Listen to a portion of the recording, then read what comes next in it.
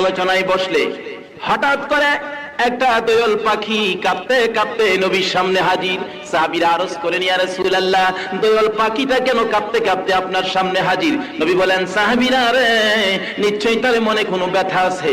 এবার কিছুক্ষণ পরে আরেকটা বাজ পাখি পিছনে আয়েশা হাজির। সাহাবীরা আরজ করেন, ইয়া রাসূলুল্লাহ, বাজ পাখিটা কেন আয়েশা হাজির? নবী বলেন, সাহাবীরা গো, নিশ্চয়ই তার মনেও কোনো কথা আছে। আমার নবী প্রশ্ন করেন, আরে দোয়েল পাখি, মনে কি ব্যথা বল? নবীর সাথে জঙ্গলার পশু পাখি পর্যন্ত কথা বলতো কিনা কন্ত দেখি। আমার নবী জিগায়, দোয়েল পাখি কি দুঃখ লইয়া হাজির হয়েছো?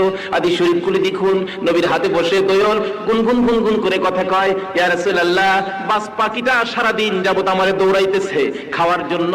আমার কলিজাটা সিরা খাবে হুজুর, ধরতে পারলে। কত জায়গায় লুকাইলাম, জীবনটা বাঁচাইতে পারি না, রাহমাতাল লিল আলামিনের সামনে আইসা গেছি।